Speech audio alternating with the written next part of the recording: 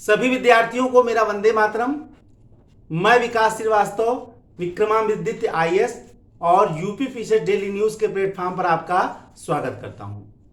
प्यारे विद्यार्थियों, जैसा कि आपको मालूम है, हम लोग यूपी पीसीएस 2021 और आरओ का क्रैश कोर्स प्रारंभ कर रहे हैं, जिसके साथ डेमो लेक्चर चल रहा है। इसके पहले मैंने 3 लेक्चर दे दिए हैं। आज मैं आपको डेमो लेक्चर इकोनॉमिक्स का देने वाला हूं। देखिए, भारतीय अर्थव्यवस्था एक गहन समझ की मांग करता है और जनरली इसके बारे में एक और अवधारणा प्रचलित है कि ये करंट विषय है। करंट अफेयर जो जितनी घटनाएं आर्थिक घटती हैं, जनरली वही आता है। बहुत सारे लोग तो आर्थिक समीक्षा में विकास दर कितना है, राजकोषीय घाटा कितना है, राजस्व घाटा कितना है, क्या आयात निर्यात किसे, इतने को ही अर्थव्यवस्था मान लेते हैं। गहन अध्ययन, लेकिन जब हम मेंस में जाते हैं वहां भी गहन अध्ययन की मांग करता है। तो हम लोग इकोनॉमिक्स को यहाँ एक नए रूप में भी देखना चाहेंगे। अच्छा, भारतीय अर्थव्यवस्था जब पढ़ा जाता है तो सबसे पहले हमको अपने अर्थव्यवस्था की प्रकृति को जानना पड़ेगा। नेचर ऑफ इंडियन इकोनॉमी क्या है, ये जानना बहुत जरूरी है। नहीं, भारतीय अर्थव्यवस्था की क्या विशेषता, क्या लक्षण है, क्या नेचर है, क्या प्रकृति है, ये भी जानना बहुत जरूरी है। क्या ये पूंजीवादी है, क्या ये समाजवादी है, क्या ये साम्यवादी है, क्या ये मिश्रित है? मिश्रित है तो क्यों है? समाजवादी क्यों नहीं है? क्योंकि समाजवादी का तो बहुत माना गया कि हमारा अर्थव्यवस्था समाजवादी है, हमारे उद्देशिका में भी शामिल किया गया। पूंजीवादी क्यों नहीं है? क्या पूंजीवादी समाजवादी का मिश्रित अर्थव्यवस्था मिश्रित क्यों है? और ये दुनिया का आश्चर्यजनक मिश्रित अर्थव्यवस्था है। फिर हम क्यों जरूरत पड़ा मिश्रित अर्थव्यवस्था को अपनाने का? हमारे समक्ष तो उदाहरण अमेरिका रूपी पूंजीवादी का था, हमारे समक्ष उदाहरण समाजवादी रूस का था, आगे चल के साम्यवादी चाइना का भी आ गया। हमने मिश्रित अर्थव्यवस्था को क्यों अपनाया? अच्छा, इसके तो पहले हम लोग का हजारों वर्ष पहले हमारा अर्थव्यवस्था आर्थिक ढांचा था। जब दुनिया जंगलों में रह रही थी, जब दुनिया को अर्थव्यवस्था के बारे में मालूम नहीं था, तब हमारे पुरखों ने इतने बड़े आर्थिक साम्राज्य की स्थापना की थी कि भारत को सोने की चिड़िया कहा जाता था। भारत को सोने की चिड़िया कहा जाता था। और सोने की चिड़िया कहने के पीछे उद्देश्य तो यह नहीं था कि भारत में सोना बहुत आयात में पाया जाता है, सोने की कमी तो हमेशा रही। सोने की चिड़िया क्यों कहा गया, यह भी बड़ी बात है। और सोने की चिड़िया होने के वजह से ही भारत को विदेशी आक्रांताओं के अनंत आक्रमणों का सामना करना पड़ा। चाहे वो पारसिक हो, चाहे यूनानी हो, चाहे शक हो, चाहे हूण हो, चाहे पहलव हो, चाहे यवन हो, चाहे तुर्क हो, चाहे मुगल हो, चाहे पुर्तगाली हो, चाहे डच हो, चाहे स्वीडिश हो, चाहे डेनिश हो, चाहे फ्रेंच हो, चाहे अंत में अंग्रेज हो। इनके लगातार आक्रमणों का और लगातार लूट का सामना करना पड़ा भारत को, जो दुनिया की आर्थिक महाशक्ति था। आज जो स्थिति अमेरिका को प्राप्त है आर्थिक महाशक्ति था, प्राचीन और मध्यकाल में भारत था। भारत के लिए कहावत था, भारत में सोना चांदी आता ही आता है, जाता नहीं। दुनिया का सबसे बड़ा आर्थिक संसाधनों से संपन्न भारतवर्ष, पूरे दुनिया से लोग सोना भर भर लाते थे और यहां से प्राकृतिक संसाधन खरीद कर ले जाते थे। आपको जान के आश्चर्य होगा, भारत से विलासिता की वस्तुएं खरीदने में रोम जो है वो 10 करोड़, प्लिनी नामक इतिहासकार ने इस पर बड़ा दुख जताया है कि भारत से विलासिता की वस्तुएं खरीदने में रोमन साम्राज्य हर वर्ष 10 करोड़ सेस्टर्स खर्च कर रहा है। आर्थिक स्थिति ऐसी आ गई कि रोम को पाबंदी लगाना पड़ा भारत के व्यापार। वहां नैतिकता का संकट पैदा हो गया। वहां ऐसा कपड़े, ऐसे वस्त्र, ऐसे मनमन बनाए जाते थे कि वहां पहनने वाली स्त्रियां नग्न दिखती। नैतिकता का संकट पैदा हो, रोक लगाना पड़ गया। भारत आर्थिक महाशक्ति था। ऐसा क्या हुआ कि दुनिया का सबसे अमीर देश गरीब देशों के श्रेणी में आ गया? आज हम विकासशील हैं, डेवलपमेंट कंट्री हैं। जब पूरी दुनिया की आर्थिक महाशक्ति का केंद्र भारत था, अर्थव्यवस्था का केंद्र भारत था, पूरी दुनिया से सोना घूमकर भारत में आ जाता था और यहीं ठहर जाता था, क्या ऐसा हुआ? इन लुटेरों ने भारत पर इतना अटैक किया कि सोने की चिड़िया को एक गरीब चिड़िया में परिवर्तित कर दिया। हालांकि एक कहावत आज भी प्रचलित है कि भारत गरीब नहीं, भारत के लोग भले गरीब हो सकते। आज भी इस अवधारणा का मतलब यही हुआ कि प्राकृतिक संसाधनों में आज भी हम संपन्न हैं, बस उसका दोहन कैसे हो रहा है यह बड़ी आवश्यकता बात है। उसका उपयोग कैसे हो रहा है, उसका उपयोग किस ढंग से सरकारें कर पा रही है, यह एक अलग की बात है और इसी पे देश का विकास निर्भर है। तो सबसे पहले हम भारत की अर्थव्यवस्था का नेचर ऑफ इंडियन इकोनॉमी देख लेंगे, क्योंकि यहीं से अर्थव्यवस्था शुरू है। हम सीधे शुरू कर दें नियोजन, हम सीधे शुरू कर दें मुद्रा, कई जगह मैं देखता हूं सीधे मुद्रा स्फीति पढ़ा देते हैं। मुद्रा के बारे में मालूम नहीं है, मुद्रा स्फीति कैसे हम बता देंगे?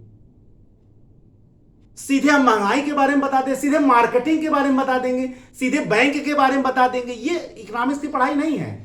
और इसी वजह से आप देखेंगे सिलेक्शन हो जाने के बाद भी अगर उस व्यक्ति से पूछे कि भैया सबसे टफ क्या लगा, तो बता देगा इकोनॉमिक्स कठिन है, ज्योग्राफी कठिन है। कठिन इसलिए है कि बेसिक तैयारी नहीं हो पाती है। हम इंडियन इकोनॉमी का नेचर ही नहीं जान पाते हैं। मिश्रित अर्थव्यवस्था बस यही पढ़ लेते हैं कि जब जिस अर्थव्यवस्था के अंदर सार्वजनिक और निजी उपक्रमों का, सार्वजनिक और निजी क्षेत्र का सह अस्तित्व हो, तो उसको मिश्रित अर्थव्यवस्था, बस इतना जान लेते हैं और इसी से हम ये तीसरी कर लेते हैं कि भारत एक मिश्रित अर्थव्यवस्था है। भारत को मिश्रित अर्थव्यवस्था बनाए रखना संभव नहीं। इतना केवल इतने ही शब्दों से भारत एक मिश्रित अर्थव्यवस्था नहीं हो जाता है। भारत की संस्कृति हमेशा मिश्रित रही। यहां सबका महत्व था। आजादी के पहले हमने देखा कि बड़े बड़े पूंजीवादी टाटा बिरला कांग्रेस का संचालित कर रहे थे, बड़े बैंकर थे, इसके सपोर्टर थे। उस समय अंग्रेजों के पूंजीवादी जितने थे वो अंग्रेजों का पोषण कर रहे थे। ये पूंजीवादी कुछ भी वो देशभक्ति से प्रेरित होकर ये हमारे आंदोलन का सपोर्ट कर रहे थे। और यही वो पूंजीपति थे जो अंग्रेजों को उस समय चैलेंज देते थे, अंग्रेजी पूंजीपतियों को। अब देश जब आजाद हुआ तो हमारी नीति नियंताओं के समक्ष एक प्रश्न बैठ गया कि भाई क्या अपनाया जाए। अगर समाजवाद रूस का अपना रहे हैं तो पूंजीवाद को समाप्त करना पड़ेगा। कि जैसे रूस में 1917 में जब समाजवादी क्रांति आई, लाखों पूंजीपति समाप्त कर दिए गए, करोड़ों का नरसंहार हुआ। स्टालिन ने तो सेना ही इकट्ठा कर दी अपने सारे विरोधियों को समाप्त करने के लिए। दुनिया में समाजवाद का जो इतिहास था, प्रारंभन था, वो उसके बड़े दुखद अनुभव थे। करोड़ों लाखों लोग मारे गए, अपने विरोधियों को समाप्त कर दिया गया। जब कम्युनिज्म आया चाइना में तो मान लीजिए 3 करोड़ लोग मारे गए, लाल सेना ने समाप्त कर दिया अपने सारे विरोधी। तो हमारे वहां समाजवाद का यह परचम कैसे फहर सकता था? भले हम समाजवाद से प्रभावित थे, क्योंकि समाजवाद में सामाजिक समानता की बात की जाती है, मजदूर किसानों की महत्ता की बात की जाती है, आर्थिक समानता की बात की जाती है। राजनीतिक समानता केवल वोट का अधिकार देना जनता का विकास नहीं होता। कल्याणकारी राज्य की स्थापना तभी हो सकती है जब सामाजिक आर्थिक लोकतंत्र की स्थापना हो। और सामाजिक आर्थिक लोकतंत्र समाजवाद का एक अंग था। लोकतंत्र भले ना हो लेकिन सामाजिक आर्थिक समानता था उसमें। तो हमको तो ये लग रहा था कि समाजवाद अपनाना चाहिए, लेकिन समाजवाद अपनाते तो ये पूंजीपति चले जाते हैं। और अगर हम पूंजीवाद अमेरिका की तरह अपनाते तो उन तमाम भारतवासियों, लगभग जो अशिक्षित थे, एक बड़ी संख्या 90% से अधिक लगभग लोग उस समय गरीबी रेखा के नीचे थे, भूखे थे, पिछड़े थे, अशिक्षित थे। और वो एक आशा भरी निगाह से हमारे नीति नियंताओं की ओर देख रहे। सैकड़ों वर्ष की गुलामी के बाद देश को आजादी मिली थी, बहुत लोगों ने सुन रखा था। तो हमारे नीति नियंता तो पशुपेश में आगे क्या अपनाया जाए, उन्हें लगा भैया किसी को छोड़ नहीं सकते, दोनों को साथ लेकर चलना पड़ेगा। यानी हमें पूंजीवाद रूपी निजी क्षेत्र को अस्तित्व को अपनाना पड़ेगा और समाजवाद रूपी सार्वजनिक क्षेत्र को भी अपनाना पड़ेगा। यानी सरकारी और निजी क्षेत्र दोनों के सह अस्तित्व को अपनाना पड़ेगा। और यहीं से पड़ा भारत एक मिश्रित अर्थव्यवस्था की नींव, यहीं से पड़ी। ठीक है, ये मिश्रित अर्थव्यवस्था का कॉन्सेप्ट, संकल्पना था, जिसका कारण मैंने आपको बताया। अब भारतीय अर्थव्यवस्था की प्रकृति जो हम लोग देखने जा रहे हैं वो क्या है, जरा देख लीजिए। In nature of Indian economics. अब इंडियन इकोनॉमी का जो पहला नेचर है, प्रति व्यक्ति निम्न प्रति व्यक्ति आय। अब जहां अमेरिका और इंग्लैंड के अगर प्रति व्यक्ति आय देखे जाए तो भारत से कई गुना अधिक है एक व्यक्ति का आय। अब भारत की, लेकिन आप देखिए होता क्या कि हम लोगों ने यह देख लिया है कि अमेरिका के एक किसान को देख रहे उस पर 4,000 एकड़ खेत है, और भारत का किसान तो औसतन जो है वो सीमांत पहुंच गया है। सीमांत का मतलब वो समझ में नहीं आता है कि वो मजदूर है कि किसान है, बिल्कुल सीमा पर खड़ा है, न इधर है न उधर है, तो जो सीमांत हो गया। सीमा पर खड़ा है, कभी भी मजदूर में परिवर्तित हो सकता है। आधे ज्यादा तो अपने ही जमीन पर मजदूर बने हुए हैं। तो जहां बड़ी संख्या सीमांत किसानों की है तो उसकी तुलना प्रति व्यक्ति आय हम अमेरिका से कैसे कर लेंगे? और अमेरिका के कई गुना ज्यादा हमारी जनसंख्या भी है, तो वहां से प्रति व्यक्ति आय हमारी कम हो गई।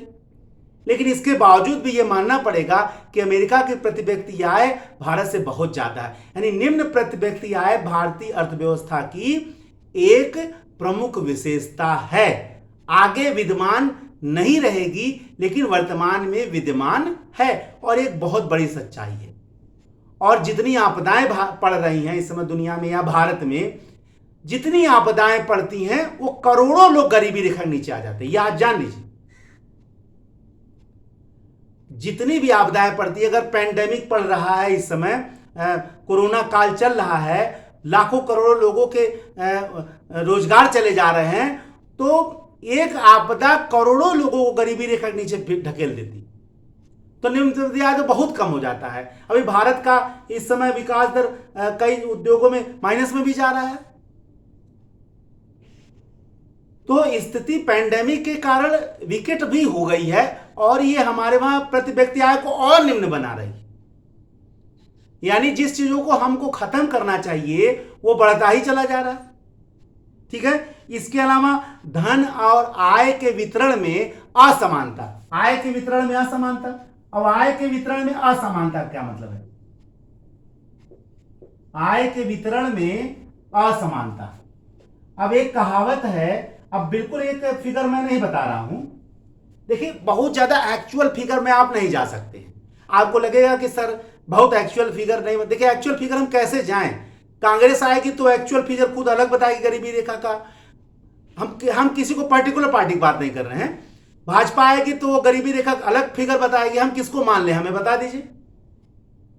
हमें तो अर्जुन सेनगुप्ता की सरकारी रिपोर्ट याद है कि भारत की 77-78% जनसंख्या 20 रुपए से कम पर गुजारा करती है। 20 रुपए रोज से कम पर गुजारा करती है। ये अर्जुन सेनगुप्ता की सरकारी रिपोर्ट में आपको बता रहा हूं। 2007-8 के करीब की रही होगी, तो हो सकता है कुछ और बढ़ा लीजिए आप इस समय। इससे आप अंदाजा लगा सकते हैं कि भारत में आय की असमानता कितनी है। एक समान उदाहरण माना जाता है कि भारत के 80% संपत्ति पर 20 लोगों का अधिकार है। 20% जो है वो 80%, जो 80% लोग 20% संपत्ति पे गुजारा कर रहे हैं और 20% लोग 80% संपत्ति को, ये एक सामान्य है, बिल्कुल एक्चुअल एग्जाम्पल नहीं मिल सकता, मैंने अभी आपको बताया। और ये आर्थिक आंकड़े हर साल बदल सकते हैं, जब भी बजट आएगा बदल जाएगा। एक आप सामान्य एग्जाम्पल बताइए, इससे बहुत ज्यादा कोई बड़ा घट नहीं रहा है। कोई ऐसी आर्थिक क्रांति नहीं आ रही है कि एक बैग भारत जो टॉप पर पहुंच गया और अमेरिका को पछाड़ दिया, ऐसा नहीं है। और लोकतंत्र में घटनाएं बहुत तेजी से घटती भी नहीं है, सबको लेके चलना पड़ता। ये चाइना नहीं है कि 1 सेकंड के अंदर निर्णय हो गया, क्योंकि वहां तानाशाही है। भारत लोकतंत्र है, सबको लेकर चलना पड़ता, सबकी बातों को मानना पड़ता। कृषि कानून को आप देख ही रहे हैं। तो धन और आय के वितरण में असमानता है। फिर भारत की अर्थव्यवस्था का कृषि प्रधानता भी एक अगली विशेषता है। भाई भारत की 68% जनसंख्या गांव में रहती। 68.2 और यह 68.8 जब 2011 की जनगणना अब बढ़ गया होगा या घट गया होगा, जो भी हुआ एक सामान्य, मैं आपको बता रहा हूं, मैंने कहा बिल्कुल एक्चुअल फिगर मत लीजिए, आप एक सामान्य समझ विकसित करिए। एग्जाम में लिखते समय अगर आप एक्चुअल फिगर भूल गए तो उसी को इस ढंग से लिख दीजिए कि एग्जामिनर समझे कि इसको गहराई से मालूम है। अब पता चला आप एक्चुअल फिगर आपको नहीं याद आ रहा है तो क्या उससे आप उत्तर नहीं लिखेंगे, या न लिखने से क्या उत्तर में कमी आ जाएगी आपके? आप उसी को ऐसा प्रदर्शित करिए, रिप्रेजेंट करिए कि एग्जामिनर को लगे ही ना कि आपने प्रयोग नहीं किया है, वो ये अंदाजा ही न लगा पावे कि आप भूल गए हैं। क्योंकि ये आपके गहन समझ को भी विकसित आपको करना पड़ेगा। आप अगर कॉन्सेप्ट बहुत बढ़िया रखे हैं और उसमें झलक आ जाए और फिगर नहीं आ पा रहा तो उससे कोई बहुत फर्क नहीं पड़ने वाला। बहुत सारे टॉपर्स का इंटरव्यू आप पढ़े होंगे, ऐसा नहीं आप सोच सकते हैं कि जो टॉपर है उसने कोई गलती नहीं किया। मैं बहुत सारे एग्जाम्पल आपको बताऊंगा जिसमें टॉपर ने बहुत बड़े बड़े गलतियां की, बहुत बड़ी बड़ी गलतियां की, उसके बाद भी वह टॉप किया, बड़ी गलतियों के बावजूद। मैं ये नहीं कहूं कि आप गलती करें तो टॉप करेंगे। आप लोग ये सोच लेते हैं कि जो टॉप कर रहा है, जो सेलेक्ट हो रहा है, वो गलती ही नहीं करता, ये गलत है। वो इसी ट्रायल एंड एरर से, गलती से ही वो सफलता प्राप्त करता है, क्योंकि गलतियों पर विजय प्राप्त करना ही सफलता का दूसरा नाम है। वही मैं आपको यहां बता रहा हूं कि आप ये असंभव मान लें कि गलती कोई करता ही नहीं है और वो तब सफल होता है, ये बिल्कुल गलत बात है। ठीक है, तो आप एक्चुअल फिगर को कहीं ना जाए, कहीं कुछ जगह होता है, आप जनगणना वगैरह में देखें, लेकिन आप अपने कॉन्सेप्ट को गहन बनाइए कि छोटे से को बड़ा, बड़े को छोटा, हम किस तरह अपने ये तभी होगा जब आपके पास गहन का अध्ययन होगा, एक किसी भी चीज का आपको अंदर तक ज्ञान होगा। अगर आप ऊपरी ज्ञान रखेंगे तो ये समझ तो नहीं विकसित हो पाएगा। ठीक है, तो 68% जनसंख्या गांव में रहती है और अपने आजीविका के लिए किसी न किसी प्रकार से वो कृषि पर निर्भर है। आप इसी से अंदाजा लगा सकते हैं भारत की विशाल जनसंख्या जो है वो किस पर आधारित है? कृषि पर आधारित है। ठीक है ना। इसके बाद जो अगली विशेषता है नंबर 4, वो है जनसंख्या वृद्धि की तीव्र दर। जनसंख्या वृद्धि की तीव्र दर, जैसे दुनिया में और भारत में जनसंख्या की जो वृद्धि है वो दर अलग है। दुनिया, आपको शायद जान के आश्चर्य होगा, बहुत सारी यूरोपीय कंट्री हैं, वहां जनसंख्या का ऋणात्मक दर है, यानी वहां जनसंख्या की वृद्धि न होना एक समस्या है। भारत में जनसंख्या की वृद्धि होना एक समस्या है। हेरोडोट्स ने आज से 5वीं शताब्दी ईसा पूर्व में कहा था कि हमारे ज्ञात इतिहास में सबसे बड़ी जनसंख्या भारत की है। हम लोग जनसंख्या के मामले में उर्वरा उसी जमाने से, गंगा यमुना सिंधु नदी का ये उर्वर प्रदेश इतना ज्यादा उपजाऊ है कि जनसंख्या अपने आप जनसंख्या की फल यहां लहलहाती है। इतनी सपोर्टिव यही यहां की क्लाइमेट, मानसून और चारों ऋतुएं कि यहां की, हालांकि जनसंख्या बढ़ने के बहुत सारे कारण, उस पर मैं नहीं जा रहा हूं, एक सामान्य सी बात आपको बता रहा हूं। इसके अलावा अत्यधिक दरिद्रता, अत्यधिक गरीबी भारतीय अर्थव्यवस्था की एक बड़ी विशेषता है। कोई सरकार आती है तो कहती है 21% नीचे है, कोई आती है तो 27%, 28% नीचे बताती है। किसी की रिपोर्ट में, एक रंगराजन समिति की रिपोर्ट आएगी, वो 29.5% जनसंख्या को निर्धनता रेखा के नीचे बता रहे हैं। एक सत्य बात है कि भारत की लगभग 1/3 जनसंख्या जो है वो एक टाइम का भोजन करके ही, माने आधे पेट भोजन करके ही अपने जीवन का गुजारा करती। एक सामान्य सा कॉन्सेप्ट है। अब इसमें कितनी सत्यता है, कितनी असत्यता है, ये विश्लेषण का विषय है। एक सामान्य घटना मैं आपको बता रहा हूं, इसी से आप भारत में पाई जाने वाली, अगर आप वैश्विक भूखमरी सूचकांक में देखेंगे, ऐसे आप एग्जाम्पल देख लीजिए, वैश्विक भूखमरी सूचकांक में अगर आप देखेंगे तो भारत को सामान्य संकटकारी नहीं बल्कि गंभीर श्रेणी में रखा गया है। इस गंभीरता से आप भारत की भूखमरी और गरीबी का अंदाजा लगा लेंगे। भले ही सबके हाथों में स्मार्ट मोबाइल हो, एंड्रॉयड मोबाइल हो, लेकिन कितना पेट में अन्न है, जेब में रुपया कितना है, हाथ में रोजगार कितना है, ये हमेशा विश्लेषण का विषय भारतवर्ष में रहेगा। पूंजी का अभाव, पूंजी का अभाव भारत की एक बड़ी समस्या है। पूंजी का अभाव तभी, पूंजी एक समस्या इसलिए भी है कि भारत में बचत दर बहुत कम है। विदेशों में आय का एक बड़ा हिस्सा आपको बचत करना ही है सरकारी कार्यों में। भारत में पूंजी उपभोग ज्यादा हो जा रहा है तो बचत कम है। जब बचत कम है तो पूंजी निर्माण ज्यादा होगा नहीं, पूंजी निर्माण होगा नहीं तो आधारिक संरचना का विकास होगा नहीं। अपने देश के सड़कें बिजली लगाने के लिए हमें विश्व बैंक से लोन लेना पड़ रहा है, शिक्षा संस्थान चलाने के लिए हमें लोन लेना पड़ जा रहा है, बिजली योजनाएं के विकास के लिए लोन लेना पड़ जा रहा है। पैदा होते लड़कों के पास ऊपर हजारों रुपए का ऋण हो जा रहा है, वैश्विक ऋण। ये भारतीय अर्थव्यवस्था की प्रकृति है, नेचर है इंडियन इकोनॉमी। कितना बदलेगा, बहुत लोग कह रहे हैं कि ये निराशाजनक अर्थव्यवस्था नहीं, माल्थस जैसे निराशाजनक आर्थिक सिद्धांत मैं नहीं बता रहा हूं। ये सत्य है, भारतीय अर्थव्यवस्था का नेचर है, ये समय चल रहा है। सरकार द्वारा या किसी भी गवर्नमेंट के द्वारा दिखाया जाने वाला आकर्षक आर्थिक तत्व सत्यता नहीं है। वो हो सकता है सत्यता, मैं ये नहीं कह रहा कि पूर्णतः गलत है, लेकिन इसके अलावा जो सत्यता है वो ये भी है,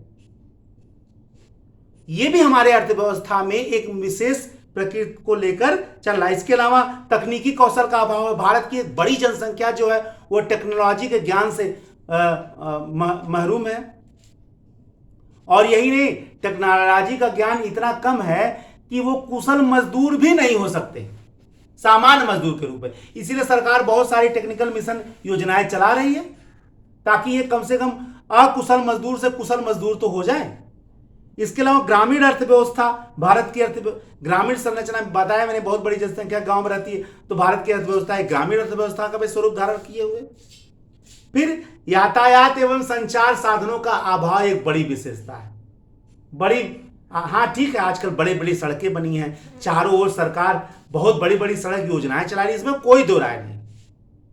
लेकिन आज भी सत्य है कि भारत में बहुत सारे ऐसे गांव हैं जो बरसात के 4 महीनों में मुख्य धारा से कट जाते। क्या ये सत्यता नहीं है?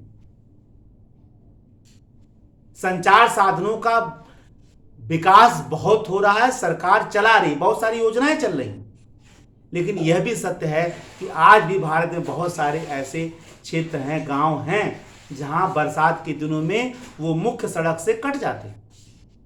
यातायात साधनों का आज भी अभाव है। परंपरावादी समाज, परंपरावादी समाज भारतीय अर्थव्यवस्था की एक विशेषता है और भारतीय संस्कृति का यह एक जड़ है, जिसको वैश्विक अर्थव्यवस्था भारत को एक पिछड़ा समाज बताती है। वो भारतीय संस्कृति का जड़ है। अंग्रेज जो है वो भारतीय संस्कृति को या भारत को सांप और सपेरों का देश कहते हैं। उन्हें क्या मालूम, दुनिया का एकमात्र ऐसा देश जहां सांप जैसे विषधर को भी पूजा जाता है। यह दुनिया में कहीं नहीं हो सकता कि सांप पूजा जाए। भारतीय संस्कृति में अपने सर्वोच्च भगवान का ये एक वो माना जाता है, गले का हार माना जाता है। ये भारतीय संस्कृति है, जहां सर्प तो वो इसका खिल्ली उड़ाते थे, लेकिन ये भारतीय संस्कृति का मूल है। परंपरावादी समाज भले ही भारतीय अर्थव्यवस्था को एक पिछड़ा अर्थव्यवस्था घोषित करता हो, लेकिन बहुत कम लोग जानते ये भारतीय अर्थव्यवस्था की मूल संस्कृति है, लक्षण। ये मैंने आपको बताया भारतीय संस्कृति की मूल विशेषताएं या मूल तत्व बताया, ठीक है, in nature of Indian economy. ठीक है, आगे के कक्षाओं में हम आगे के कॉन्सेप्ट पढ़ेंगे। तब तक के लिए जय हिंद, जय भारत, वंदे मातरम, धन्यवाद।